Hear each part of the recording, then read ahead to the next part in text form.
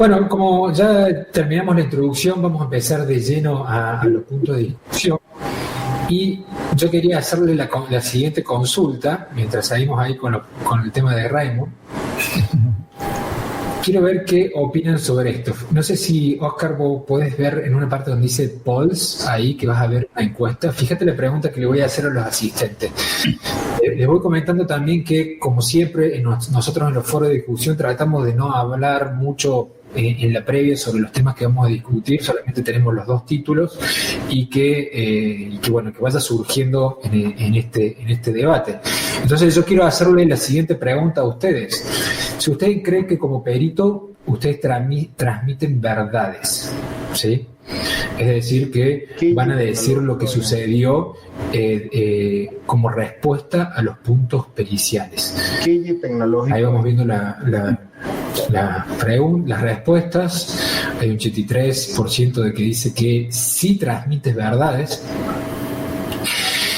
Generalmente estas preguntas están pensadas para abrir el debate y abrir la discusión, porque yo le voy a aclarar mi opinión. Yo entiendo de que el perito no transmite verdad, ¿sí? El perito lo que hace es transmitir su versión de los hechos, transmitir su verdad del estudio pericial que está haciendo.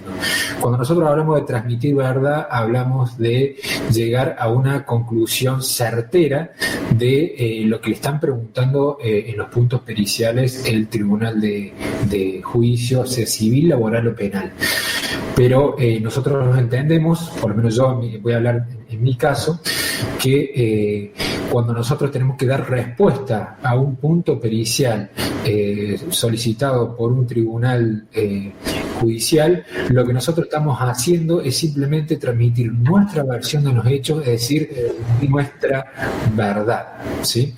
Ahora me interesaría, Oscar, ¿qué opinás respecto a esa pregunta? Si vos crees que los peritos transmiten verdades, ¿qué tenés para aportar sobre eso?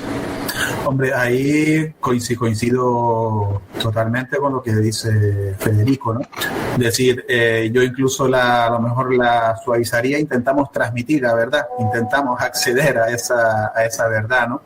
Pero obviamente los tribunales y los hombres de leyes, que son mucho más sabios que nosotros, han considerado en jurisprudencia en la gran mayoría de los países, si nos vamos al derecho comparado, que lo que nosotros emitimos son juicios de valor respecto a nuestros especiales conocimientos que tenemos de una materia.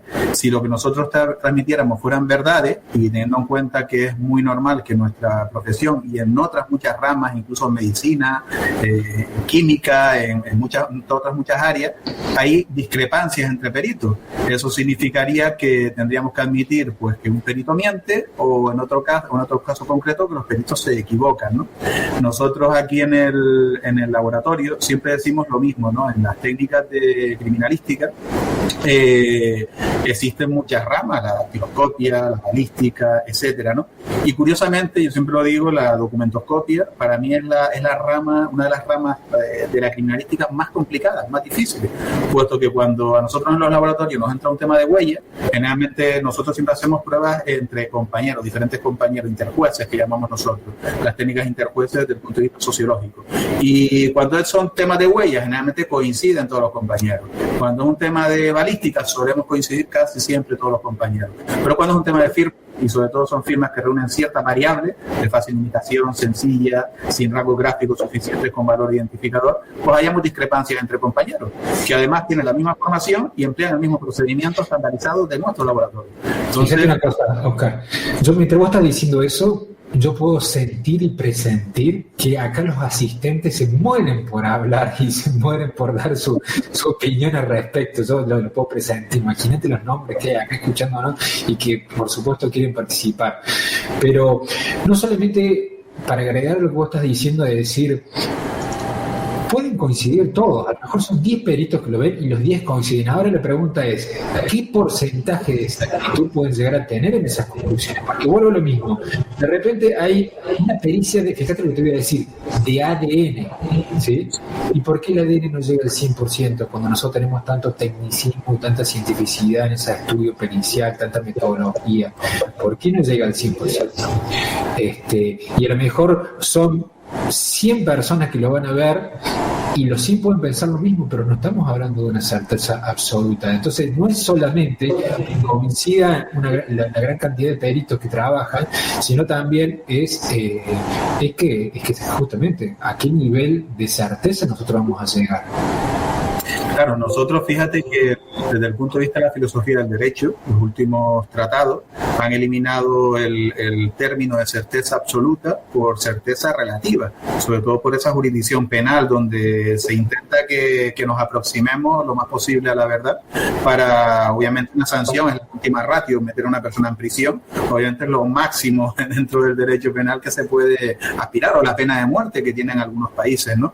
Entonces, obviamente por eso se utiliza el término de certeza relativa, porque se sabe ya, está totalmente admitido de que la certeza absoluta no existe.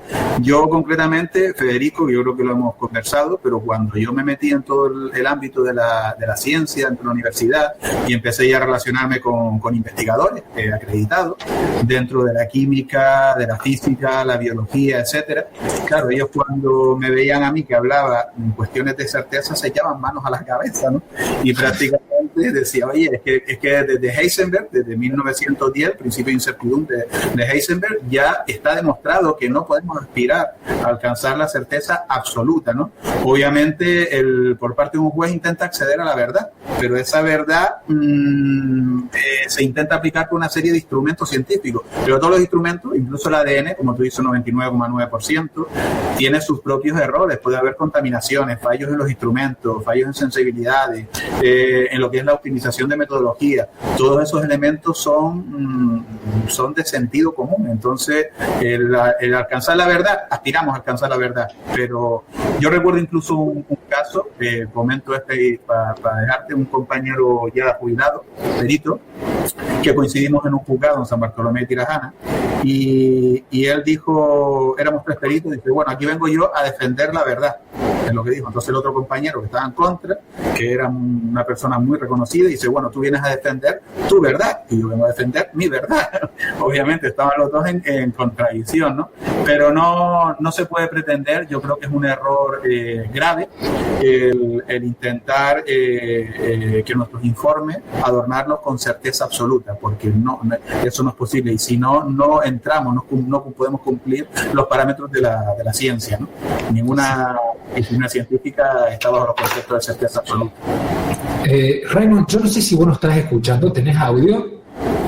Sí, tengo audio, no sé si ustedes me oyen. Sí, yo te escucho bien, por suerte, no importa, no te preocupes tanto por la imagen, porque acá nosotros morimos de ganas de escuchar tu opinión, y qué bueno que nos hayas escuchado, porque ahora quiero hacerte la siguiente pregunta. Vos fíjate, a mí me llaman la atención los porcentajes. La pregunta que le hicimos a la audiencia es si crees que como perito transmites verdades. El 80% dijo que sí transmiten verdades, o sea, sobre lo que le están preguntando, y nosotros disentimos, tanto Oscar como yo, en esa apreciación. Queremos escuchar tu comentario. Bien, el tema del abordaje de lo que es la ciencia y su filosofía parte muy bien, como ya ha adelantado Oscar, de que no hay verdades absolutas, y el tema que nos trae hoy a discusión, o que nos trae hoy a más que discusión, a este debate, es el si se puede llegar a una certeza que se pueda transmitir y que se pueda valorar judicialmente. Yo pienso que entrar en estos temas sin tocar lo que han sido los debates en otras latitudes, donde lo que fue la famosa sentencia Daubert y otra que posteriormente, que fue la del caso Cunho, ponían en discusión, antes de si el perito podía dar una opinión o no, se ponía en discusión la validez de su método. Y eso, desde hace muchos años, ha llevado a que asociaciones como la ASQD norteamericana, a la cual yo pertenezco, haya hecho estudios estadísticos sobre la efectividad de los peritos en sus dictámenes, y se hicieron, y ya estamos hablando que estos estudios tienen más de 20 años. Estamos hablando de que uno fue hecho por la Universidad de La Trobe y el otro es un perito muy famoso que se llama Moshe Kam. Hicieron análisis estadístico sobre la efectividad de los peritos y, digamos, más allá de entrar en temas de fondo de cada caso, porque tenemos que saber que hay 5 causas que afectan los resultados periciales en cualquier área de la criminalística, que es el material inadecuado, el material insuficiente, el material deteriorado o contaminado, el material destruido, entre otros. Y si nosotros partimos de que los resultados periciales de cualquier área son afectados por estas causas, entre otras, nosotros, más allá de eso, suponiendo que no tenemos estas 5 razones que afectan los resultados periciales, vamos a los resultados de estos estudios estadísticos. Es bien interesante, por lo menos en el caso del profesor Moshe Kam, se hicieron algunas pruebas para identificación de firmas y manuscritos y se encontró que 38.3% de personas que no estaban entrenadas en la identificación de la pericia caligráfica erraron en identificar positiva o negativamente una escritura. Pero aquí viene otro resultado más sorprendente, que fue la tasa de error de los peritos. Es decir, personas altamente calificadas tenían un porcentaje bastante bajo, pero sí tenían un porcentaje de error. Los peritos calígrafos, estamos hablando de un estudio que desconozco la cifra actualmente porque la están actualizando todos los años. Los peritos calígrafos preparados, y estamos hablando de los peritos de la ASQDE, una élite mundial donde hay funcionarios de todas las fuerzas policiales del mundo y hay peritos privados también. La tasa de error fue del 0.49%. Eso ya apoya lo que estamos hablando, lo que estaba mencionando tú y lo que estaba mencionando Oscar, que no hay 100% de, digamos, dentro de una muestra de personas que saben la profesión, también hay peritos que se pueden equivocar. Entonces, existen para las personas no entrenadas también hay otros temas interesantes que desde el punto de vista de percepción, la mitad de la población mundial puede ser entrenada para ser perito calígrafo y la otra mitad no. Entonces, o sea, hay un tema que es subjetivo, evidentemente hay un tema de formación, pero si estamos hablando de que ya estadísticamente dentro de una gran masa de peritos que son sometidos a pruebas que ya se saben los resultados, hay un porcentaje de error, pues entonces no podemos decir a ciencia cierta o jamás podemos aseverar 1000% que en todos los casos la certeza va a ser lo que va a ocurrir en un dictamen pericial. Si nosotros le agregamos, como le estamos diciendo, los factores que afectan los resultados periciales, que son la calidad de la muestra, la cantidad de la muestra, y una que no había mencionado, pero que es sumamente importante, que es la mala identificación de la muestra, pues podemos encontrar resultados periciales equivocados en cualquier parte del mundo. Entonces, si bien es cierto que el método científico y la aplicación de protocolos nos ayudan a reducir el error, no quiere decir que en un caso específico un perito no se pueda equivocar. Qué interesante. Con eso pues hago la apertura de lo que, digamos, en ese sentido no estoy apartado de la opinión de ustedes, pero yo creo que agregamos aquí el factor matemático más el principio de que no existe ninguna, en la ciencia no existe absoluto, ni siquiera los números. Ya sabemos con aquello de los números infinitos, no podemos entonces partir, si decimos que somos científicos, no podemos partir de esa base de que todo es sí o no. Hay casos donde se puede peritar, hay casos donde no existe material adecuado suficiente y hay casos donde simple y llanamente, mira, en este caso no se puede dar un resultado, que es otro de los temas conexos a lo que estamos hablando. Fíjate qué interesante todo lo que ustedes dos manifestaron, además de hablar de nombres, de estadísticas y de estudios. Así que estoy aprendiendo muchísimo, me encanta, se lo agradezco. Y lo que dice Raymond en relación a, me gustó mucho esto de la metodología que ayuda a reducir, o sea, seguir protocolo y metodología ayuda a reducir errores. Eso me parece muy significativo. El tema de las muestras, el tema de la calidad y todos estos puntos hace que uno pueda afirmar que lo que nosotros llegamos a una verdad objetiva, es decir, en base a la información y a los estudios y a los métodos que utilizamos para el cotejo. Ahora bien, con el tiempo, estas metodologías o las técnicas más que nada van variando, ¿sí? No nos quedemos solamente con lo que es la grafoscopía, sino, por ejemplo, la adulteración de documento, un raspado, ya que la tecnología empieza a incorporarse y nos permite tener visiones distintas, nos permite ampliar nuestro espectro, incluso cuando estudiamos con luces específicas. Y no es lo mismo hacer un estudio pericial ahora que hace 50 años atrás, ¿sí?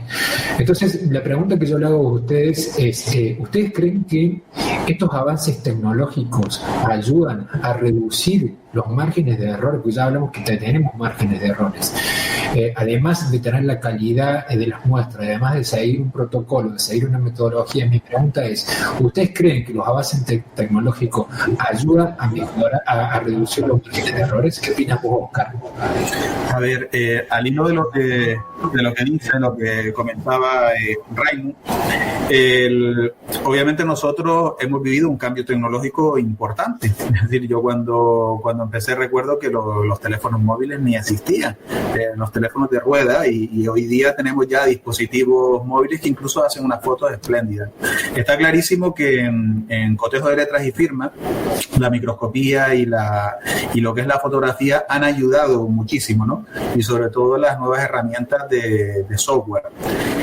¿Cuál es el problema que yo veo particularmente? Primero, yo sigo muy preocupado a nivel particular porque creo que existe todavía un colectivo muy amplio que todavía sigue pensando en la certeza absoluta.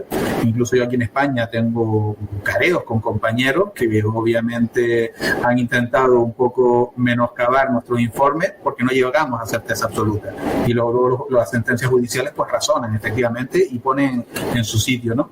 Segunda, como bien decía Raymond, nosotros a medida que hemos ido en este avance con la tecnología y parece que nos ha dado todo mucho más seguridad, hemos visto que en el ámbito del cotejo de letras y firmas seguimos todavía teniendo muchas limitaciones, y esas limitaciones han sido tal, por esas confrontaciones entre los compañeros de nuestro laboratorio mismo, que a raíz de lo que comentaba Raymond, nosotros planteamos incluso una tesis doctoral que desarrolla Lucía por Lorenzo, donde efectivamente queríamos saber cuáles eran aquellas firmas donde más fallaban los peritos, donde se cometía mayor tasa de error, ¿no?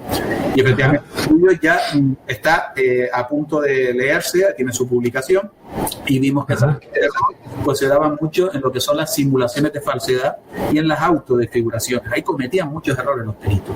Pero ¿qué ocurre? Tenemos esa tecnología. Yo creo que la tecnología, Federico, nos ha dado una falsa seguridad en lo que son los diagnósticos. Porque yo empecé en el año 97 a ejercer y he tenido la suerte que estoy en administración pública, entonces tengo mucha casuística, muchos casos, pero al día de hoy, con todo mi apoyo tecnológico, que sobre todo nosotros hacemos mucha inversión en tecnología, yo he entrado, me lo dicen mis profesores, Antonio Vega, Méndez, he entrado en crisis con respecto al cotejo de letras y firmas, porque veo que no es muy segura, no tiene mucha seguridad diagnóstica en determinado tipo de casos. Entonces yo creo que con nosotros como expertos tenemos que empezar a definir, al igual que ocurre en ADN, ocurre en lofoscopia, en balística, si en balística a mí me llega un proyectil, un efecto balístico totalmente deformado y no tengo manera de identificar elementos identificativos, pues el estudio es indeterminado. Si el ADN me llega a una muestra pues que está totalmente degradada y no puedo sacar los perfiles genéticos, pues no se analiza. Si en una huella dactilar pues no tengo los suficientes puntos característicos, tengo 3 y se me exigen 8, pues no puedo llegar a un resultado. Y en la firma yo creo que ocurre algo parecido. Hay firmas que no nos permiten a nosotros, a pesar de que tengamos todo ese apoyo tecnológico, no nos permiten poder aspirar a conclusiones que sean claras, porque hay en determinado tipo de firmas, por lo menos en la investigación lo vemos, que vemos cómo aumentan las tasas de error entre compañeros y las confrontaciones entre compañeros. Sí, vos fíjate que yo tengo para agregar ahí lo que vos decís, es que si bien nosotros hablamos de que es discutible una conclusión pericial, sobre todo desde el punto de vista de la grafoscopía, lo que uno apunta en este tipo de foros o discusión no es de decir qué poco confiables son las conclusiones, sino es de decir cómo podemos buscar para reducir los márgenes de errores y que sean más confiables las conclusiones. Fíjense, uno de los asistentes acá, Cristian, Juan Rogelio, dice: la tecnología es una ayuda, pero no sustituye la experiencia y el conocimiento del perito. Esas son afirmaciones que creo que no llevan a ninguna discusión, o sea, todo el mundo sabe eso. Es lo mismo que decir la metodología no sustituye la tecnología ni la experiencia del perito. Son cosas que es obvio, pero lo que nosotros buscamos es tener distintos tipos de estudios y utilizar la tecnología para ir reduciendo estos márgenes de error. Lo que a mí me ha pasado, yo lo comentaba en otro de los conversatorios que tuvimos, es trabajar como magistrado, o sea, como funcionario, y analizar todas las pericias que se incorporaran en el proceso penal. Y yo tenía una balística, una citología, una documentoscopía y una grafoscopía. Y yo veía cómo cada una de las conclusiones, los fundamentos de la metodología de trabajo eran muy técnicas desde el punto de vista de la química, de la física, de la matemática. Y las conclusiones de las pericias de grafoscopía eran extremadamente subjetivas al punto tal de decir, yo como perito oficial pienso que es más importante este punto de ataque, y el perito de control no, por supuesto que la caja de escritura en este caso cumple un papel más predominante. Entonces yo consideraba decir, a ver, ¿cómo hago yo como funcionario para decir que voy a valorar más uno que otro si están haciendo interpretaciones subjetivas? Y yo creo que la tecnología lo que viene a aportarnos ahora en esta era digital es ir reduciendo estos aspectos subjetivos que nosotros hacemos. No sé qué opinas vos, Raymond, sobre lo que estamos hablando. Bien, aquí el tema de la valoración de los determinados puntos característicos, las características individualizantes, yo creo que es un tema por discutir todavía y alguna escala de valoración. Yo pienso que la tecnología no hay que menospreciarla, si bien los seres humanos tenemos la tendencia a destacar nuestra capacidad, porque el cerebro humano todavía no ha sido superado en muchas áreas por la tecnología, pues en 20 años o en menos, o en 10 años, viene lo que se llama el momento clave donde la informática va a poder va a autorreconocerse como un ser. Y en estos días yo hacía un llamado de atención en un podcast, en nuestro podcast grafotecnica.com, que en la última actualización de Windows 10 me pedía autorización para usar mis datos de reconocimiento y estaba pidiendo la posibilidad de tomar mis datos sobre gestos gráficos y recopilarlos, porque nos hemos asombrado con Alexa, que si nos reconoce la voz, y otro tipo de tecnología que es el reconocimiento facial, pero ya Windows me está solicitando autorización para reconocimiento de mis gestos gráficos. Y me lo está pidiendo en los casos de entrada manuscrita, usar mis datos para mejorar la funcionalidad, idioma. Y digamos que si bien es cierto que seguimos siendo sumamente útiles, la tecnología y la inteligencia artificial nos va a ayudar.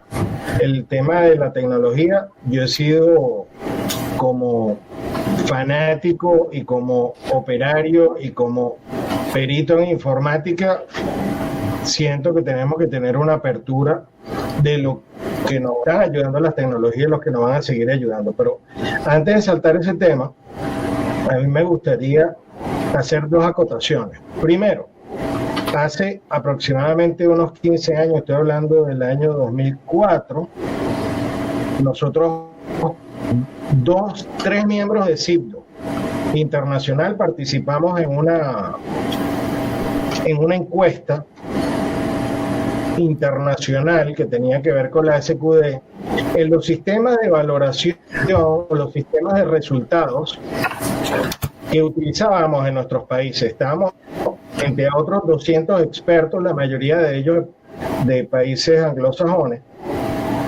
y de esos 200 expertos aproximadamente solamente 3, que éramos los miembros de origen latino, fuimos los que respondimos que la escala de valoración de nosotros en resultados periciales era positivo, negativo o no se puede hacer. Todos los demás países colocaron o que tenían una escala del 1 al 10 o del 1 al 10 o escala del 1 al 5. Para aquel momento Canadá tenía una escala del 1 al 5 en los resultados periciales, estamos hablando de escrito y de firma, y todavía en los Estados Unidos se utiliza un estándar que es del 1 al 10. Y nosotros en aquel momento, nosotros éramos los extraterrestres. Es decir, ¿cómo es posible que sea o no o intermedio? Estamos hablando de hace 15 años. Entonces, eso no es más que la aplicación de los principios científicos, de que no hay verdades absolutas, y si bien en algún caso es posible llegar a descartar totalmente o a identificar plenamente, que nosotros lo podemos hacer, para ellos no es lo normal, para ellos es su escala del 1.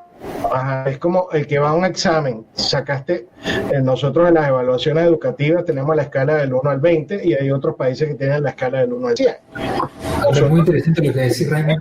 Te quería preguntar, ¿vos tenés alguna publicación respecto a eso? Porque me interesaría saber más o leer sobre esa temática. No, ellos todos en esos resultados son publicados en el journal de la SQD, que es publicado semestralmente o anualmente. Cada año sale un ejemplar de la revista que lo saca de hace muchos años. Quiero resaltar que los que estuvimos presentes en esa oportunidad fueron Julia Elena de la Peña, Magdalena Escurra y mi persona, y creo que en una ocasión anterior el otro cuarto miembro, que también es miembro del CIPDO, de la SQD, que es Julio Bradley, creo que participó en una de estas encuestas y pues como aporte para toda la comunidad de Latinoamérica, nosotros tenemos un esquema de conclusiones que difiere a muchas otras partes del mundo. Entonces eso nos tiene que llevar a repensar nuestro sistema de aplicación, de valoración científica, porque nosotros no tenemos la verdad absoluta en ese sentido, y ellos están creando desde hace mucho tiempo los comités científicos, los estándares de aplicación de procedimientos, tienen ya cosas envidiables como lo son estándar de terminología, que todavía nosotros no nos ponemos de acuerdo, tienen estándar de aplicación y valoración, y hasta tienen estándar para los tipos de conclusiones. Entonces nosotros tenemos que abrirnos, nosotros tenemos que, eso sí, ponernos a trabajar. No es que nos vamos a copiar el sistema de ellos. Nuestro sistema jurídico germano, francés, romano, y nosotros, si bien es cierto que ellos, el derecho anglosajón no es igual, pues ya se ha ido permeando, como en el caso del Código de Procedimiento Civil colombiano, de los estándares de aplicación o de valoración científica de Dauber. Y para cerrar este tema, para hacer un aporte adicional, otra tasa de error en los casos de identificación de manuscritos, no hablando solamente de firma, sino específicamente de escritura manuscrita, las personas no entrenadas tienen una tasa de error en identificación de manuscritos del 40.45% y peritos calígrafos pueden tener hasta una tasa de error en identificación de manuscritos no firma que puede llegar hasta casi el 9%. Entonces, ¿Dónde obtenemos ese estudio, esa información adicional? Estos son trabajos de Moshe Khan que están en el journal de la SQD. Ok, vamos entonces a tratar de buscárselo y se lo vamos a subir todo junto con la grabación de esta clase para que puedan acceder también de manera gratuita a ese material. Así que Raymond nos va a hacer ese favor de pasarnos el material para compartir. Ese material no es de publicación, o sea, son derechos reservados del journal de la SQD. Sí, pero me refiero para acceder, o sea, se pueden... puedo citar, pero no los puedo distribuir. Tendría que no, me refiero para llegar, para poder adquirirlo, me refiero a eso. No, la página de la sqde.org se puede suscribir a la revista o pedir por eso, justamente a eso me refiero. Bueno, uno de los puntos que está muy vinculado a esta temática, cuando nosotros tratamos de identificar si una firma es auténtica o falsa, si le corresponde la autoría de determinada persona, es la identificación de los gestos gráficos, ¿sí? Que es el segundo tema de charla que tenemos. Volveremos a lo mejor al tema de la certeza, pero cuando nosotros buscamos primero identificar estos gestos gráficos, que son elementos escriturales que tienen una influencia subconsciente y que todos los que estamos acá sabemos que se consideran de mucho interés pericial simplemente porque pasan desapercibidos tanto para el autor como para el imitador y nos van a ayudar para tener una conclusión más metódica y certera sobre el caso que estamos trabajando. Ahora, sabemos que la tecnología está modificando la forma en que nosotros vamos a firmar, el lugar donde vamos a firmar, el soporte donde vamos a firmar. Y la pregunta es, ¿se modifica el gesto gráfico? ¿Sigue siendo el mismo cuando nosotros firmamos en un soporte de papel o firmamos en una tablet digital? Primer punto, primer interrogante. La segunda interrogante. Nosotros estamos acostumbrados a identificar el gesto gráfico en algunos elementos, como puede ser la caja escritural, la presión, el ritmo de la velocidad, puntos de ataques, etc. Aparecen nuevos gestos gráficos ahora con el uso de herramientas tecnológicas. Podemos utilizar software para identificar el gesto gráfico. El gesto gráfico puede representarse con números, se pueden representar con gráficos, ¿sí? Todas preguntas que nos estamos haciendo en este traspaso de siglo, que por lo menos cuando yo estudié hace 20 años atrás no eran discutidas y no estaban puestas sobre la mesa, y hoy sí están puestas en discusión. Entonces, antes de empezar sobre la temática, y vamos a tratar de abordar esas preguntas que yo les hice, pero le hago esta encuesta para ver qué opinan ustedes. Si crees que se puede identificar el gesto gráfico mediante números, porque nosotros cuando vemos números, los peritos calígrafos decimos, no, pero para, estos números están relacionados a medición, están relacionados a una rama que no es la mía, pero eso es, yo entiendo, básicamente porque no estamos formados inicialmente, sobre todo aquellos que estuvieron en el siglo pasado, en el cual yo me incluyo, no estamos formados a ver o estudiar estos elementos tan importantes desde otra óptica, de otra manera.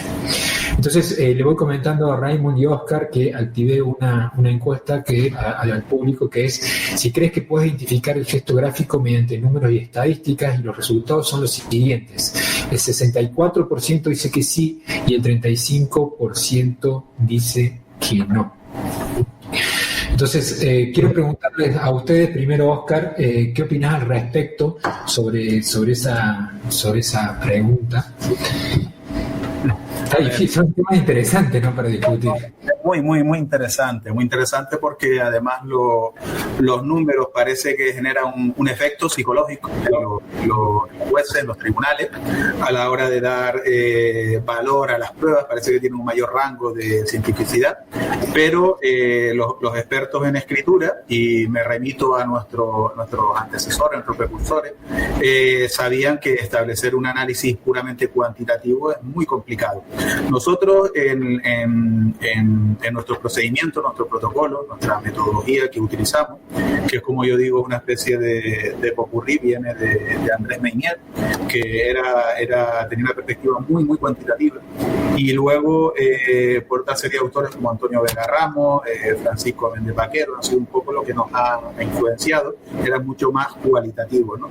Nosotros hacemos un mixto realmente, y el mixto es porque nosotros sabemos que en las escrituras existen y tú lo comentabas creo que al principio, existe una serie de trazos, existe una serie de elementos que tienen una mayor importancia que otros, que son los que realmente nos faltan definir a los expertos, ¿no? Muchas veces, si nosotros decimos gestotipo, habitualismo gráfico, idiotismo, se le llama de muchas maneras, sabemos todos, coincidimos que son los elementos más importantes, pero a la hora de establecer una definición operativa, posiblemente nos encontremos con mucha discrepancia. No hay una definición. Pero mira, yo te voy a hacer una acotación a lo que voy a decir, Oscar. Eso pasa más que nada en el mundo de los peritos calígrafos, la pericia grafoscópica, porque en otras disciplinas de la criminalística no se discute tanto las acepciones, las palabras, los conceptos. Eso pasa en este mundo. Es algo muy propio. Entonces, yo lo que te decía, Federico, nosotros sabemos por nuestra experiencia de ver muchas escrituras que hay, por un lado, una serie de gestos gráficos que tienen cierta rareza. Obviamente esa rareza es porque su estimación estadística no es muy acusada en el resto de las escrituras, y esto es un gesto muy raro que no estoy acostumbrado a ver, ¿no? Y después tenemos una parte de la escritura que nosotros le damos siempre una especial importancia, que es aquella zona donde nosotros pensamos que están los rasgos más inconscientes, más involuntarios, lo que son los finales, las partes bajas de la limitante verbal. Para nosotros esas zonas son importantes. Entonces, cuando nosotros hacemos un cotejo directamente comparando lo que son los elementos estructurales, constitutivos, ideas de trazado, estos tipos, nosotros a la hora de encontrar similitudes y diferencias, nosotros le damos una valoración cuantitativa.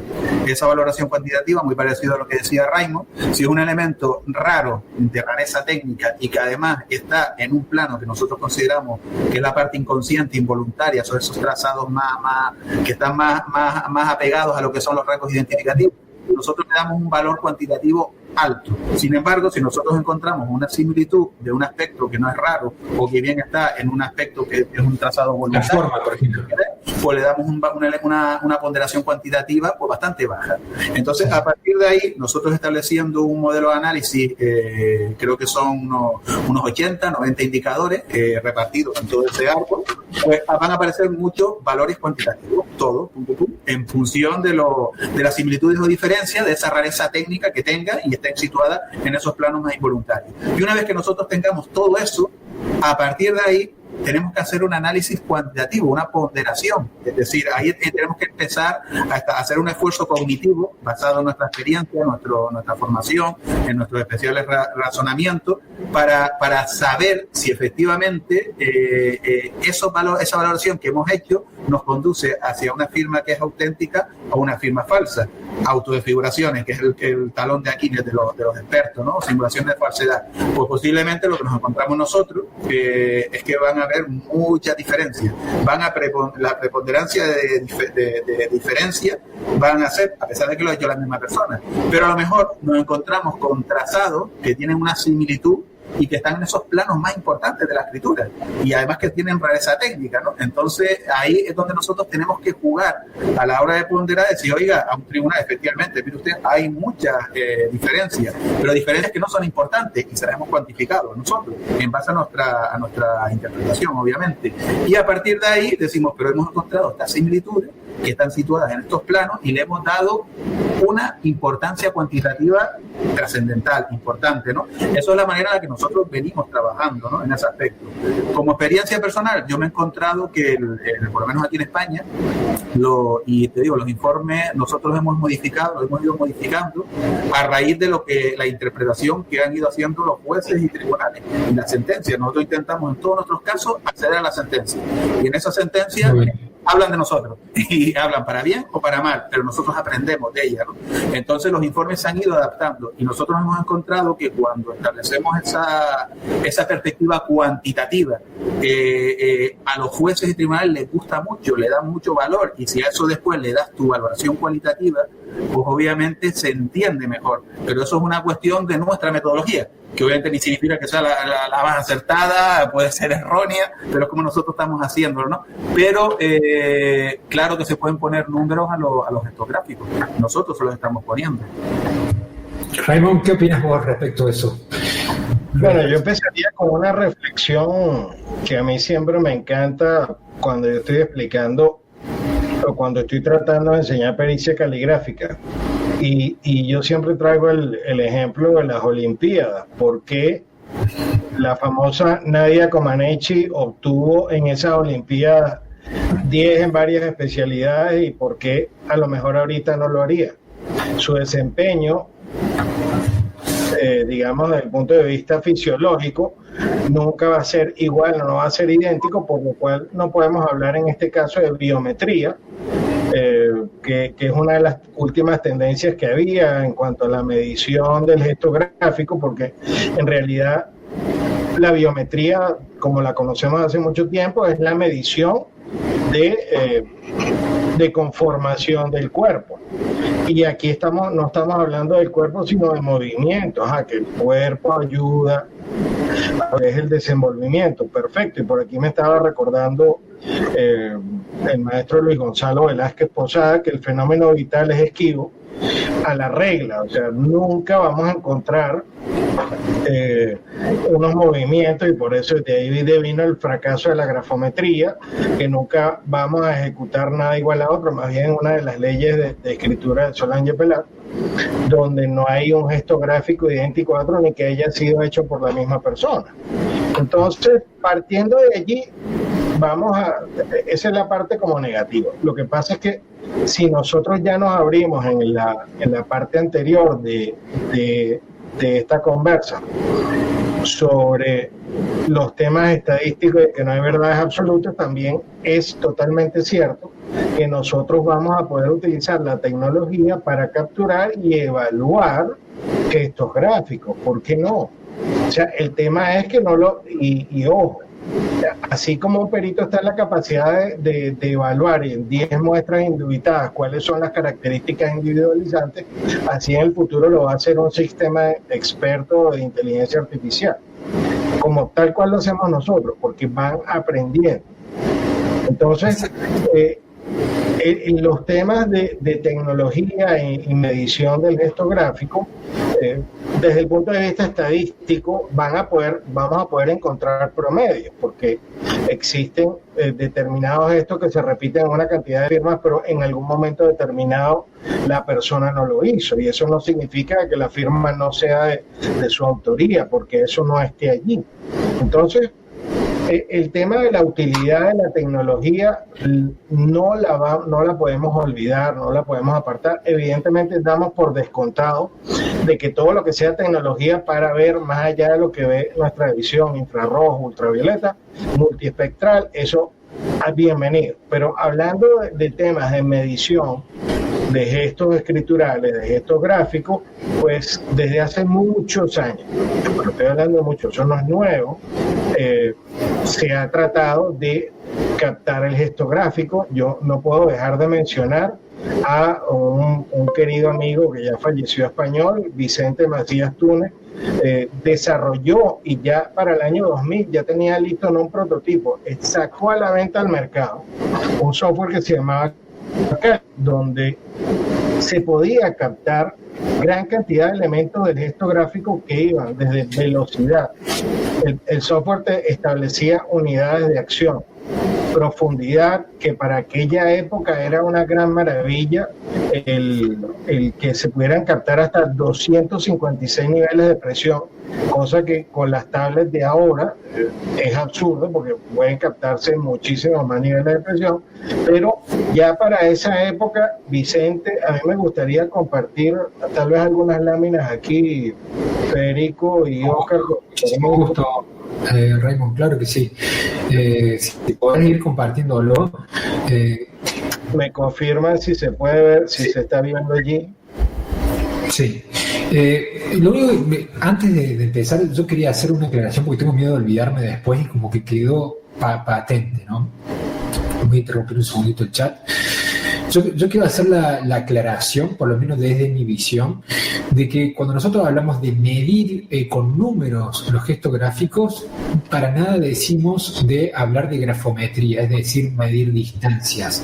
Cuando nosotros hablamos de medir, ¿sí?, con números o con estadísticas o con gráficos, el gesto gráfico, hablamos son elementos intrínsecos como pueden ser, lo que vas a mostrar ahora, calculo yo, que pueden ser ritmos de presión, de velocidad, pero no que tiene que ver con medidas concretas, porque claro, ya sabemos, la escritura es dinámica y uno no va a firmar igual, va a ir variando, y eso no quiere decir que justamente no corresponda a un puño escritor. No sé si pasó algo que salió.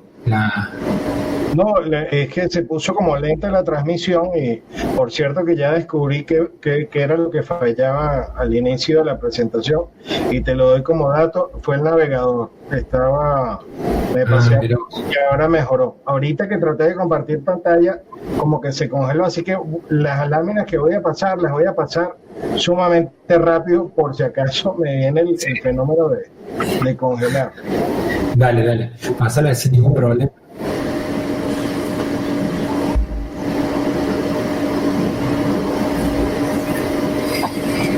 Oyendo, yo no lo estoy oyendo a ustedes, pero rápidamente este software todavía lo pude operar y está trabajando en mi computadora. Está diseñado para Windows 90. Si quieres poner en pantalla completa, sí, ¿quieres poner en pantalla completa así lo vemos mejor? Vale, aquí va. Perfecto. Mira, esta es una fotografía con una tablet Wacom en el año 2000, después de prácticamente 6 meses de la primera conferencia del siglo 2000. Ya Vicente ya me había dado su software y lo activé ayer, lo conseguí en mi disco duro de respaldo y aquí tengo una foto de uno de los autores. Fíjense, esta es una digitalización de mi firma para aquel momento y a la derecha tiene unos patrones de color que tienen que ver con las presiones que yo ejercí en la tableta Wacom en ese momento. En las áreas más oscuras se habla de varias escalas. Aquí fíjense que no hay medición, como estaba diciendo Federico hace rato, y el inicio, que es esta parte de aquí arriba del trazo horizontal que se ve blanco, ahí está velocidad. Este es un cuadro de velocidades, donde se ve donde la ejecución más rápida era en la parte derecha de la firma, donde está prácticamente como una especie de cruz. En esta otra visual, que es uno de los ejemplos que trae el software, porque no encontré mi archivo con el formato adecuado, sino solamente la imagen. Esta era más o menos la representación con distintos tipos de presión. Aquí la composición de la firma, ven en la parte de la derecha está la primera unidad de acción, la segunda unidad de acción y la tercera. Aquí está representada la primera unidad de acción, que es lo que equivale a colocar un punto de recto, uno de levantamiento. Aquí está la segunda unidad de acción y una tercera unidad de acción. Lástima, por allí quisiera, no sé si primero si el tiempo lo permite o si es de interés, creo que se puede reproducir la ejecución de la firma. Aquí están los movimientos punteados en rojo, lo que yo denomino desde hace muchos años los movimientos aéreos, que también sé que lo hace el software de la licenciada Silioto. Y aquí hay una visión en 3D de la firma, donde se hace una rotación con los ejes X y Y, donde se puede ver un poquito la proyección de color. Pero bueno, nada, quería compartir eso con ustedes porque desde hace muchos años este software está siendo, digamos, de mucha utilidad, o aunque en la actualidad no lo tengo operativo, pues desde hace muchos años ya este tema era un tema de desarrollo y un tema que yo no tengo la menor duda que es de apoyo para nosotros los peritos, y quería hacer una acotación adicional que tiene que ver con Oscar, porque es en España. El reglamento de firmas electrónicas actual de ellos del 2014 establece 3 tipos de firmas electrónicas, y dentro de esas 3 categorías está la que nos interesa a nosotros los peritos, es la firma electrónica avanzada, que es una firma que se toma en cualquier dispositivo en vivo y que sirve para aprobar la manifestación de voluntad. Entonces, teniendo en cuenta que ahora vamos a tener documentos cuestionados electrónicos, nacidos electrónicamente, pues entonces ahora, después de tantos años que Vicente nos dio este aporte y que ahora ha sido desarrollado para otras plataformas, estas herramientas sin duda alguna, no solamente para la pericia convencional, sino que ahora va a ser de uso obligatorio para la pericia caligráfica sobre firmas electrónicas avanzadas. Sí. Entonces ya no se trata de que si queremos o no. Ahora vamos a estar obligados, y hablando de patrones de comparación, deberíamos utilizar, si tenemos un estándar o si tenemos una cuestionada electrónica, pues entonces ahora el patrón de muestras o la toma de muestras de escrituras electrónicas va a ser algo obligatorio, porque debemos tener, como lo veníamos hablando y ya lo había dicho Oscar, el tema de que nosotros debemos comparar manzanas con manzanas y peras con peras. Aquí, si vamos a tener cuestionados electrónicos, pues vamos a buscar también indubitados electrónicos. Exactamente. Uno de los puntos de que nosotros hablamos es que estamos en una época en la cual los cambios son muy vertiginosos, ¿sí? Pero también tenemos que tener muy en claro que las herramientas que van contando los peritos se van modificando año a año. Es decir, que no es que existía un software y que está simplemente ese software, sino que los software que existen se van modificando año a año. ¿Sí? O sea, los que a mí me conocen saben que yo trabajo con el eGraphic, trabajo con el software Nega, trabajo con Alan Forensic, y prácticamente todos los años tienen modificaciones. Entonces, uno de los temas puntuales es decir, si yo estoy vinculando mis conocimientos, ¿sí?, con nuevas herramientas tecnológicas, con nuevo software y con nuevas tecnologías en general, yo voy a estar adelantado en lo que es el estudio pericial, porque cuando nosotros hablamos de identificación del gesto gráfico, no hablamos solamente de las formas tradicionales de trabajo, y si ustedes me lo permiten, yo voy a mostrar rápidamente algunas diapositivas con distintas alternativas, porque fíjense que la pregunta que yo hice recién fue si se puede identificar, ahora estoy buscando acá la encuesta, si se puede identificar el gesto gráfico mediante números, estadísticas y gráficos, ¿sí? Es decir, los mismos gestos que siempre existieron, ¿cómo lo vamos a identificar con herramientas informáticas y tecnológicas? Entonces, muy rápidamente, porque no quiero detenerme en ninguno de estos puntos, simplemente por el hecho de que habría que hablar muchísimo de cada uno de ellos. A ver, perdón. Entrar en la aplicación.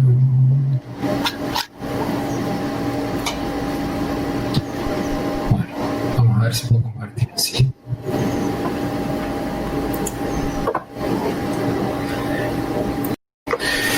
Nosotros, de repente, si tenemos que trabajar y analizar lo que podría ser la velocidad de un trazo, cuando utilizamos el software, por ejemplo, eGraphic, con las nuevas herramientas que tiene, vamos a poder identificar, a medida que se van separando los puntos, es más veloz, ¿sí?, la escritura. Y a medida que están más cercanos, es más lenta. Simplemente con una imagen así, cuando tenemos firmas para estudiar, vamos a poder identificar el ritmo de la presión y de la velocidad en este caso, utilizando simplemente un gráfico. Analizando la posibilidad de establecer lo que serían patrones gráficos con máximos y mínimos, ¿sí?, en cada una de las fases. Esto estamos hablando que es la nueva versión del software Graphic. Las líneas de presión, ¿sí?, cuando hay levantamiento de tu escritor y los ritmos de presión. O como lo que decía recién, justamente estableciendo cada una de las fases con números. Acá nosotros estamos hablando de que tenemos números, pero no estamos hablando de números de medición. Estamos hablando de números de máximos y mínimos en presión que nos va a permitir hacer un cotejo. Hace un tiempo atrás, cuando nosotros tenemos que identificar cuál era el nivel de presión, hablamos de presión fuerte, media o baja. Nosotros ahora si vamos a decir presión fuerte, vamos a decir 29,51. Y si vamos a hacer un cotejo entre una firma dubitada y una cuestionada, y uno tiene 27 y otro tiene 29,51, y la firma, dubitada tiene 85 o 15, vamos a ver que hay mucha diferencia si hay discrepancia o no. Es decir, dejamos de lado elementos subjetivos en el estudio. De la misma manera también con el software Alan Forensic, por supuesto ya tenemos firmas cuestionadas, esto ya lo vimos en el primer y segundo foro de la firma biométrica de discusión, en el cual nosotros hablamos de los estudios cuando las firmas cuestionadas son hechas en una tableta digital, identificando una firma biométrica para hacer cotejos automatizados directamente, analizando gráficos y números para saber ritmos de presión, velocidad, etc. O el software también que aquellos que han hecho el posgrado de tecnología de grafoscopía, que han identificado con números y gráficos la presión en firmas insert en papel, el software de Mario Costeja, que te va a marcar tanto en número como en gráfico, haciendo un estudio de colorimétrico y el ancho de los trazos para saber dónde es más presionado o dónde es menos presionado. Un segundo que...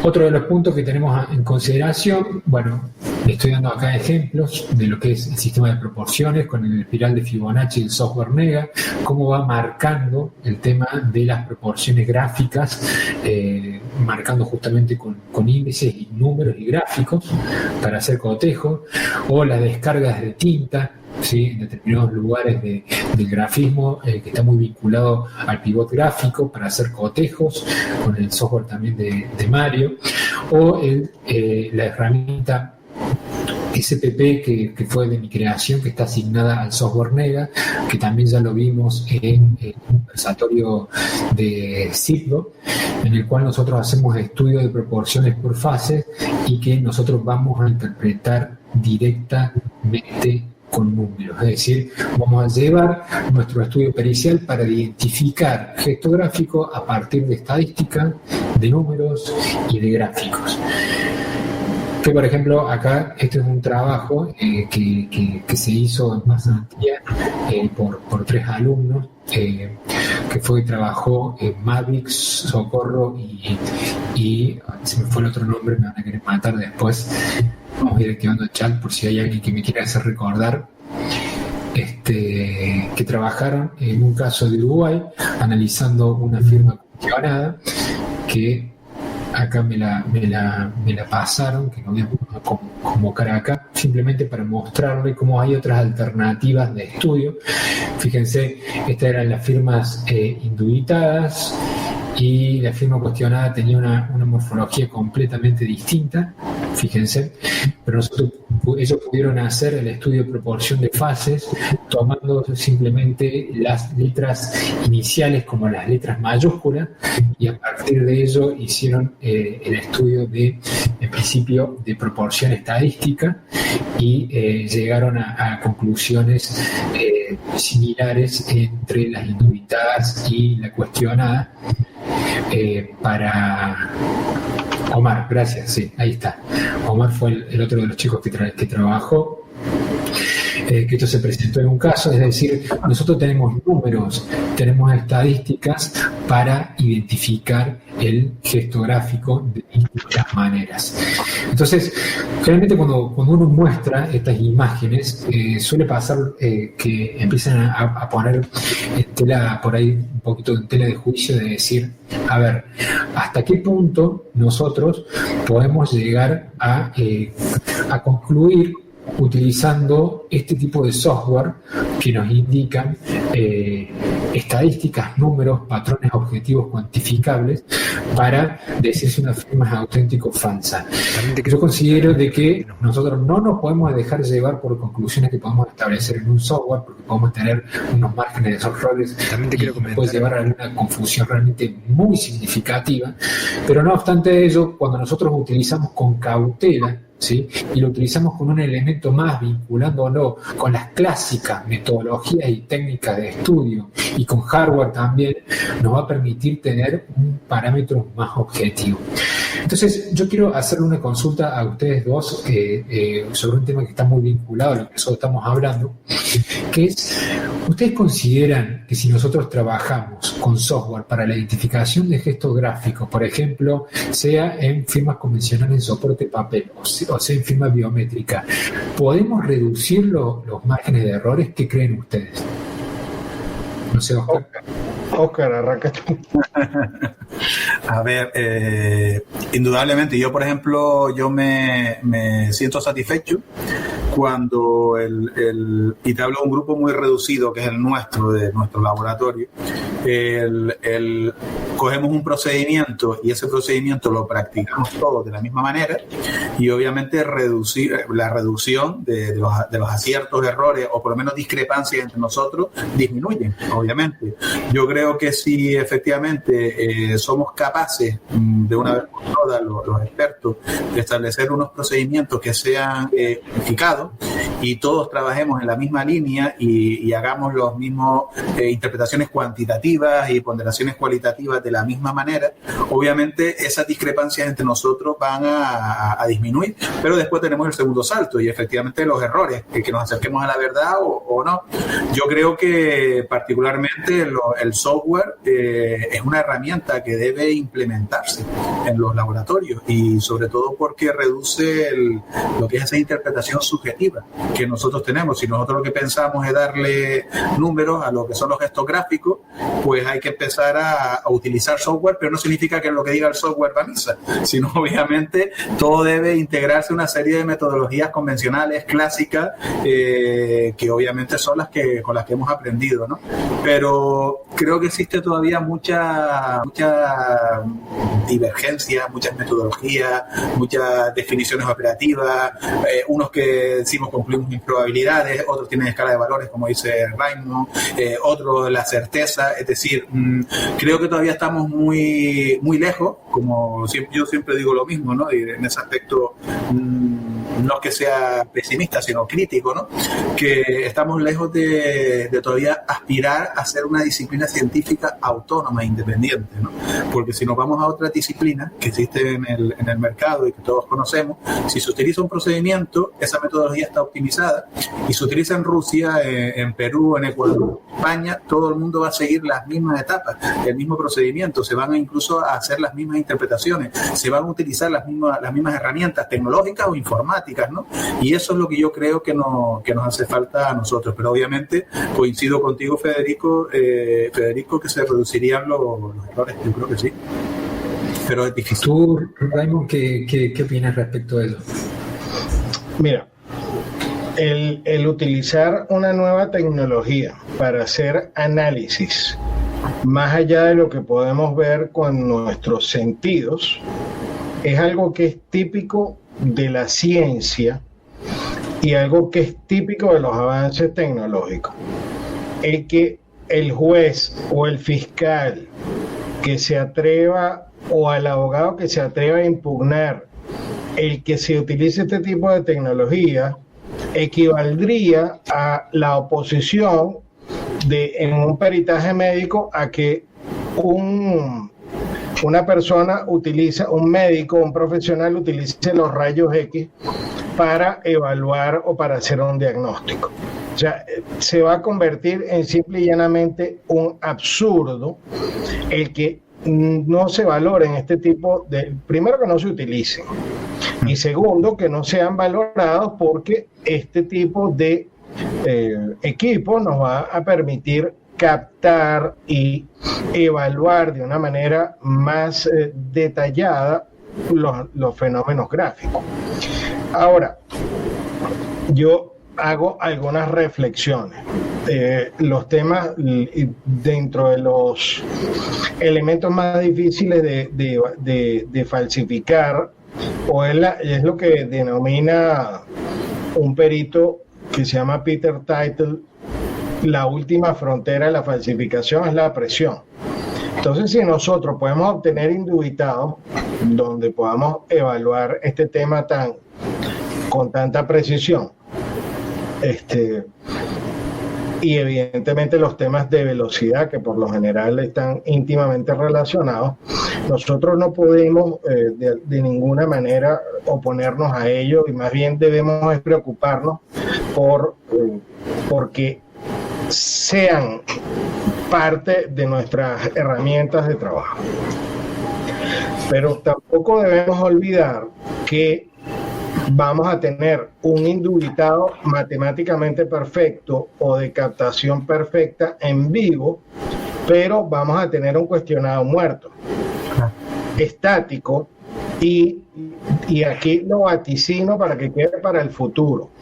Lo que deberíamos preocuparnos nosotros es por hacer o desarrollar software que nos permitan hacer ingeniería inversa y poder llevar los valores que quedaron en un papel, tratar de reproducirlos matemáticamente si se tratara de ingeniería inversa. Yo por lo menos soy fanático de Jean-Marie Cédin con su método Shou, donde siguiendo el método científico se descomponen las cosas en menores características, y solamente por hablar de la presión, si nosotros desarrolláramos un software que nos valorara la presión basado en el ancho, basado en la coloración y basado en la profundidad, que pudiéramos medirla, que ya hay equipos para medir profundidad de ese tipo, pues entonces tal vez pudiéramos reproducir y hacer una comparación algún día matemática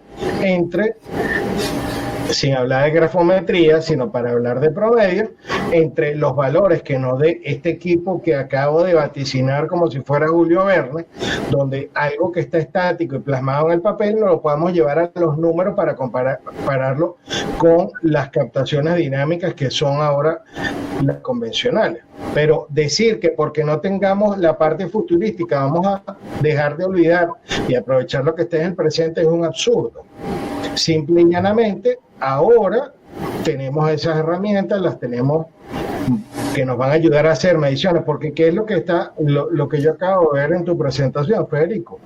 Es una representación de los diagramas o de los trazados que yo puedo hacer en Photoshop, que los hago manualmente. Mido promedio, veo cruces, entrecruzamientos, proyecciones, una gran cantidad de cosas que me imagino que los peritos de la antigüedad lo hacían, o de las generaciones precedentes de nosotros, lo hacían sobre una fotocopia y hacían los trazados y algunas cosas tan cómicas como voltear la imagen 180 grados y analizarla, o verla en perspectiva y ver lo que se veía.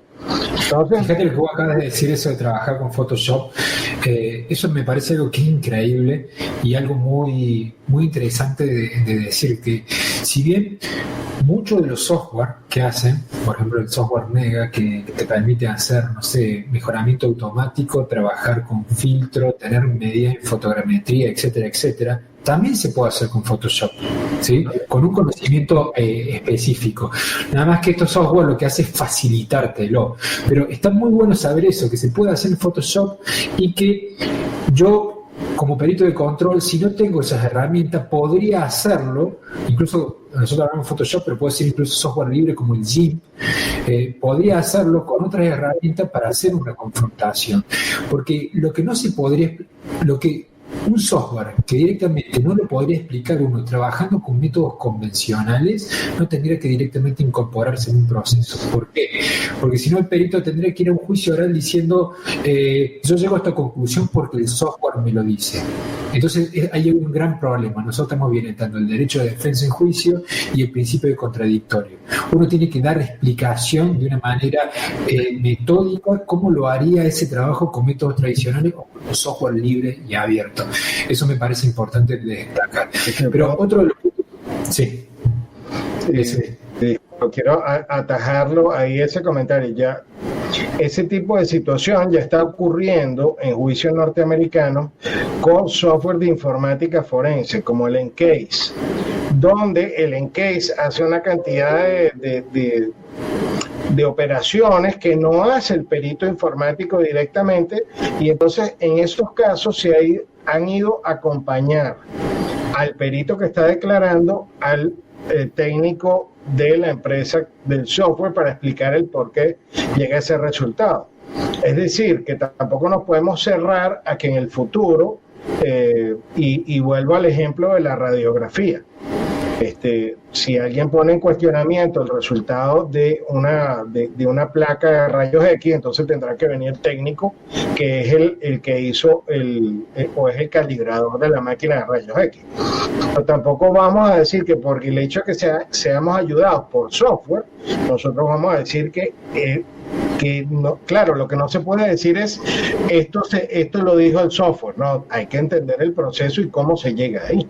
Y disculpa que te hice la acotación, pero como conocía el caso norteamericano con EnCase, era bueno traerlo a buenísimo. Yo, todas las cosas que están diciendo ustedes, la voy a tener que ver de vuelta a la grabación porque necesito acceder a esa información. Los datos que me están dando son muy interesantes y me gustaría conocer más. Gracias. Quiero hacer una apreciación al respecto que de hecho puede ser un poco controvertida, pero es como que la necesito hacer. Yo muchas veces pienso de por qué sí están amigados con los hardware y no están amigados con los software, ¿sí? ¿Por qué? Porque de repente peritos de mucha experiencia que tienen toda mi admiración, que me han enseñado y que han aprendido, están con el hardware, es decir, que tienen, no sé, la luz infrarroja, el equipo multiespectral, luz rasante con lupa binocular, etcétera. Pero cuando aparece un software, dicen, no, yo el software no. ¿Por qué se meten en el mundo de lo palpable y no lo intangible como puede ser el software? ¿Por qué ya hacen una mala valoración cuando ven números de decir no, eso es grafometría, no se utiliza, sin llegar al fondo de la cuestión?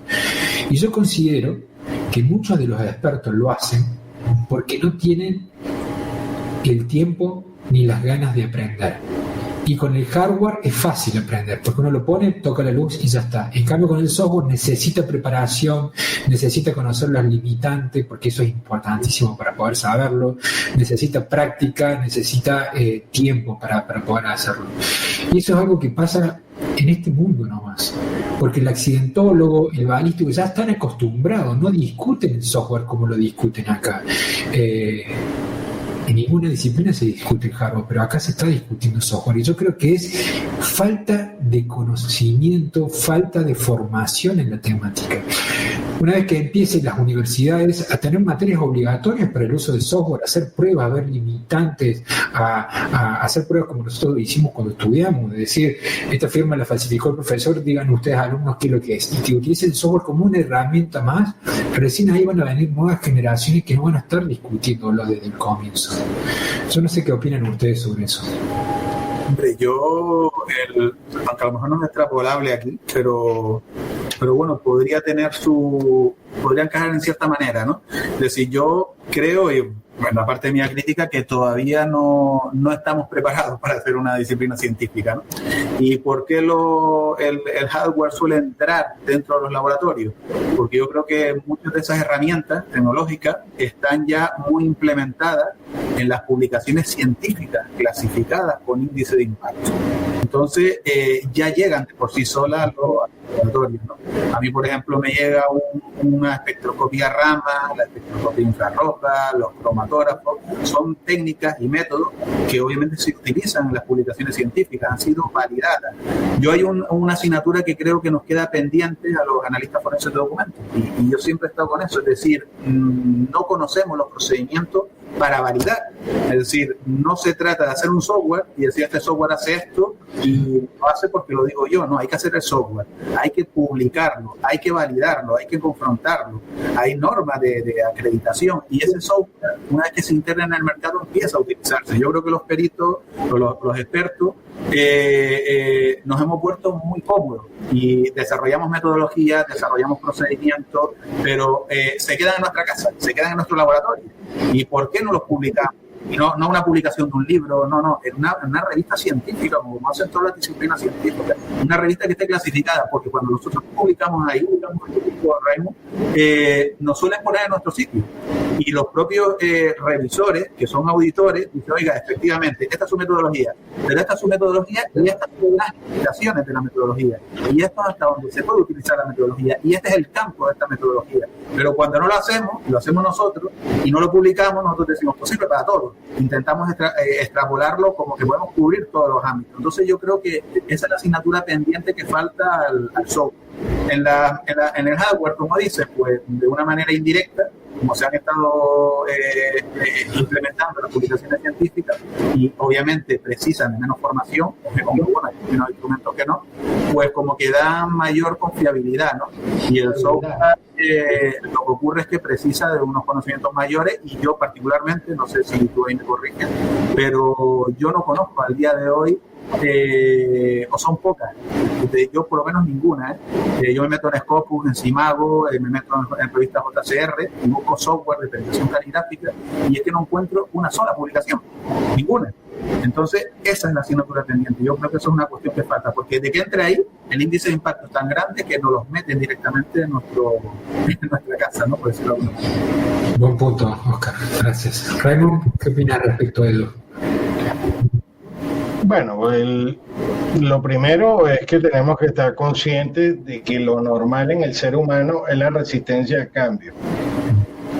Y eso pasa en administración, eso pasa en derecho, eso pasa en política, eso pasa en todas las áreas. Entonces, el hecho de que nos encontremos personas que no quieren pasar a lo nuevo es simple y llanamente, eso es lo normal.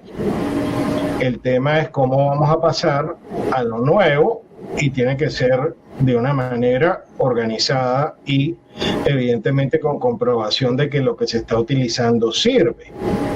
Tomemos el tema, cuando salga la vacuna del COVID-19 habrá que probarla. Y es un tema netamente científico. Yo les voy a enviar ahorita, para que se vayan los que sean resistentes al cambio, les voy a enviar un enlace por aquí por el chat, lo acabo de enviar ahorita, Federico, sí, a una página de Wikipedia de un software que se llama Cedar Fox. Es un software que se ha venido anunciando y utiliza la tecnología de escala de valoración del 1 al 10 o del 1 al 9, estoy revisando aquí, que lo ve, donde si ustedes les dan un volumen grandísimo de muestras de escritura, está en la capacidad de hacer la segmentación y hacer la clasificación que puede ayudar a ahorrar miles de horas hombre y que después puede pasar a manos de peritos, que ya sabemos que este es uno de los campos más difíciles, pero ya existe software de reconocimiento para saber el origen o procedencia de un manuscrito. Entonces, si nosotros nos negamos a esto, ¿cómo sería negarnos a que ya existe tecnología que desconocemos en la Tierra? Ya todo el mundo reconoce que existen avistamientos de objetos que no son de los seres humanos. Entonces, mira, que mucha gente no lo cree, bueno, no lo cree. Aquí les acabo de enviar un enlace, está en Wikipedia, el software ya existe. Lo que se sientan amenazados porque es que yo soy perito, me van a quitar trabajo, olvídense, al final el ser humano, el profesional va a seguir teniendo su trabajo. Lo que tenemos que ver esto como herramientas de ayuda. Imagínense que este está hecho para caso, imagínense si esto se hubiera aplicado con el caso de la escritura de el Zodiac y se hubiera evaluado millones de escrituras de personas que hayan estado a nivel de bachillerato. A lo mejor se hubiera encontrado el Zodiac. O sea, hay que ver la tecnología, hay que recibirla, porque nosotros incluso la podemos mejorar. Usted ve algo, dice, eso no sirve, bueno, mejórelo. Si no le gusta, mejórelo. Pero no se niegue a la entrada en la nueva tecnología, porque el que se está quedando atrás es el que no quiere participar. Entonces, nosotros tenemos que tener en claro eso, de que no estamos en una época de cambios, en una era de cambios, sino que estamos en un cambio de era. Y ese cambio de era tenemos que tener en claro que todas las disciplinas están trabajando de una manera completamente distinta por el impacto de la tecnología. El foco que nosotros tenemos que decir que es cuestionar lo que aprendimos, cuestionar lo que nos enseñaron. De hecho, creo que cada uno de ustedes que están acá, que ahora son más de 500 personas conectadas, están cuestionando lo que han aprendido, por algo están en un foro así en el cual estamos discutiendo temas vinculados a las nuevas tecnologías o a la certeza en las conclusiones. Y eso es lo que nosotros tenemos que enfocarnos. Es decir, está bárbaro lo que yo sé, pero tenemos que empezar a discutir. Uno de los profesionales que me ha enseñado a mí durante siempre en este mundo, cuando yo me pongo a discutir sobre estas temáticas, me dice, no, pero si a mí me basta, yo hago mi trabajo de esta misma forma y llego a conclusiones perfectas y todo lo demás. No me hace falta utilizar software. Entonces yo digo, a ver, mostrame una de tus pericias. En esta que hubo un raspado, ¿por qué sacaste una foto tan bonita y tan grande con luz rasante para convencerlo del juez? Y ahora con el software también tienen que ver un poco esto. Porque si nosotros podemos ilustrar con números y gráficos y con parámetros objetivos cuantificables, vamos a tener más posibilidades de convencerlo al juez de que yo tengo la razón y no mi colega, de que mi estudio pericial fue técnico, preciso y profesional y que mis conclusiones son acertadas de acuerdo a lo que yo creo como especialista. Y lo estoy tratando de convencer utilizando de todas las técnicas que yo no basta simplemente decir es auténtica porque son coincidentes la presión, la velocidad y la proporción. Son temas que nosotros tenemos que tener en cuenta. Antes de seguir, quiero comentarles que ya estamos finalizando. Aquellos que quieran obtener la certificación, ¿sí? Ustedes saben que los que abonaron los otros diplomas tienen esta certificación de manera gratuita, pero aquellos que no hicieron los otros cursos y quieren tener esta certificación, si hacen clic ahí, la van a poder obtener. Son $10 convertibles en moneda local. Y reitero lo que dije inicialmente, el 50% de lo que se recaude ahora se va a ser donado en alguna institución o alguna entidad que ustedes propongan. Lo hicimos así la otra vez. Las dos propuestas salieron de los asistentes y así fue. Así que los que estén interesados pueden acceder allí a la certificación. Y algo que me parece que es muy loable transmitirles a ustedes, sobre todo a aquellos que llegaron más tarde, es que nosotros trabajamos y nos formamos, ¿sí?, para acercarnos a una verdad científica, ¿sí? Y utilizamos metodologías, utilizamos procedimientos, utilizamos bibliografía, doctrina, hardware y software, pero nada de lo que nosotros hablamos ahora es suficiente. O sea, mostrar, identificar un gesto gráfico y ver que, no sé, la proporción como le mostraba recién es coincidente, y por eso vamos a decir que la firma es auténtica. Nunca podemos afirmar algo así. Tenemos que ser cautos y trabajar de manera holística en cada una de las cosas que nosotros nos proponemos. Y cuando nosotros trabajamos, ¿sí?, con compromiso, con objetividad, sabiendo las limitantes de cada uno de los softwares, sabiendo que no porque hemos hecho una inversión en un software necesariamente lo vamos a trabajar en todos los casos, porque tenemos que identificar que ese automatismo, ese gesto gráfico esté presente antes de llegar al cotejo. Recién allí vamos a poder transmitir un labor profesional, técnico, científico y objetivo. Así que, bueno, les agradezco muchísimo. Gracias, Oscar. Gracias, Raymond. Para nosotros fue un verdadero placer estar con ustedes. No sé si quieren hacer alguna acotación más. Bueno, yo, si me permite, aparte de agradecerte la intervención hoy, y sobre todo a Raymond, que no lo veía desde el 2012, y es un honor estar con él, un maestro de maestros, como yo siempre le he dicho y le he identificado. Yo creo que tenemos que hacer el esfuerzo, insisto, en las comunicaciones. Fíjate, yo voy a poner el ejemplo mío particular. Sabes que yo con la Universidad de Las Palmas empecé la metodología de datación, ¿no? Mi primera publicación hicimos una metodología de regresión lineal múltiple y la publicamos en una revista en Journal Chromatography, fue una revista de alto índice de impacto. Pues bueno, nosotros con aquello ya teníamos la panacea y demás, ¿no? Pero ¿qué pasa? Que cuando tuvimos la revisión nos colocaron en su sitio y los propios revisores, que son investigadores que utilizan el procedimiento científico, dicen, oiga, está todo muy bien, perfecto, pero esto solo sirve para esto. Y si usted quiere publicar, tiene que coger esas limitaciones. En las ramas de toda la disciplina científica, la ciencia, a mí me gustaría llegar un día como experto, el decir, oye, me viene un documento donde tengo que revelar una huella dactilar en la parte mordiente de una cinta adhesiva. O tengo que buscar un cruzamiento de trazos de tinta homogénea. O me encuentro un borrado, un lavado químico en un documento y yo poderme meter en la búsqueda de revista científica y poner, quiero resolver este caso, necesito una metodología para revelar huellas detrás de una cinta adhesiva, la parte mordiente, y me saca la publicación, que es su procedimiento. Y yo ese procedimiento, esa metodología la cojo y la aplico tal cual, porque ya ha sido comprobada y verificada por otro compañero, así como se trabaja en ciencia forense, en casi todas las áreas, pero nosotros hemos olvidado. Entonces yo creo que el gran esfuerzo que tenemos que hacer, aprovechando todas estas maravillosas metodologías que tenemos, tanto hardware como software, es que por parte de los expertos aspiremos a publicar para que nos pongan a disposición al resto ese tipo de metodología que nos permitan resolver determinado tipo de casos, pero que a su vez la persona la que crea esa metodología, un tercero le puede decir, oye, perfecta, sirve, pero tienes que poner estas limitaciones, y cuando yo la use, sepa cuáles son los pasos y sepa cuáles son las limitaciones para efectivamente poner las reservas en los informes, y ese es el esfuerzo que tenemos que hacer. Por lo demás, no me enrollo, un abrazo muy grande a los dos, y la verdad que me ha encantado participar con ustedes. Raymond, parece que justo se le tildó a Raymond.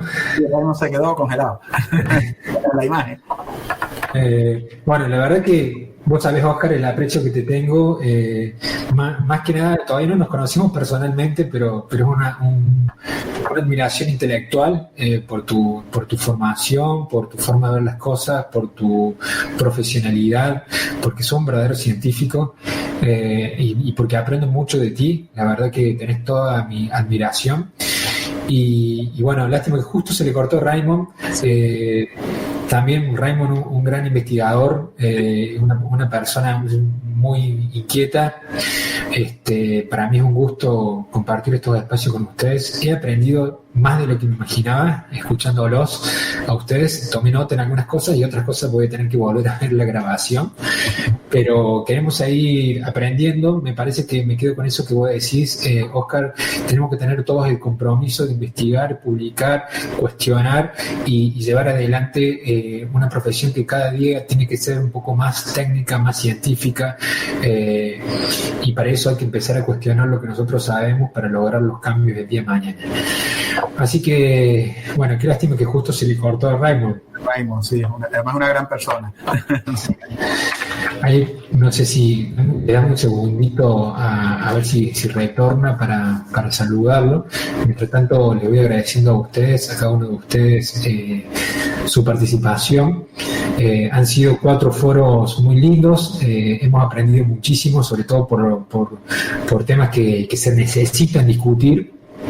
Y bueno, espero seguir en contacto. Ustedes ya tienen, no sé si querés dar alguna red social tuya para que te sigan, Oscar.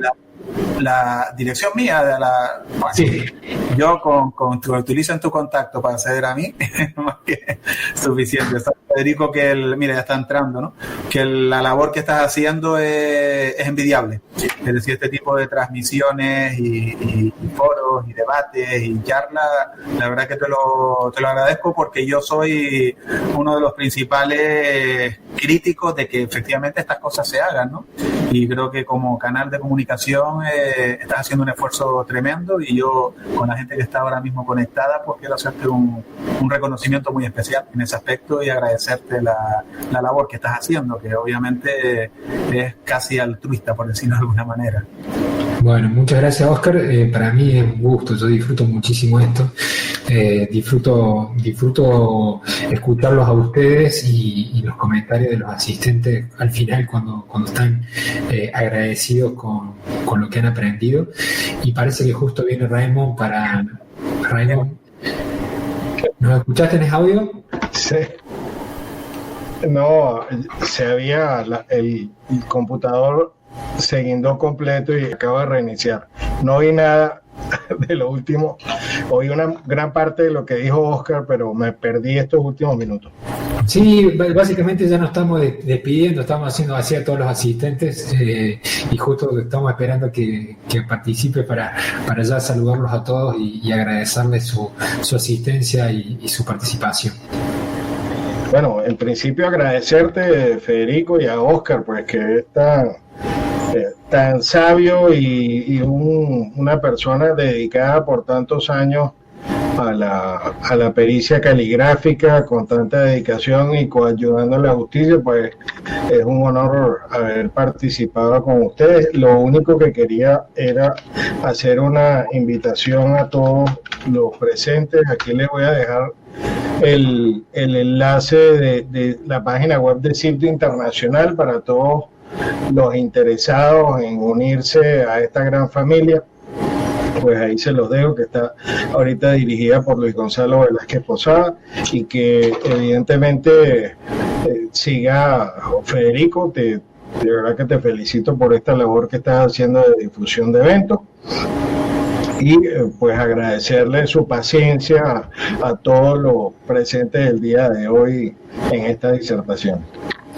Bueno, gracias a todos. Fíjense, chicos, antes de despedirme, denme un segundo. Fíjense que ahí puse en el link a aquellos que quieren para acceder gratuito a la certificación que tuvieron, me consultan acá por Instagram, o les dejo ahí el link para llenar el formulario para tener acceso gratuito a la certificación a aquellos que hayan abonado los otros 3. Es una retribución que nosotros le hacemos para los que nos siguen y los que apuestan a esta formación.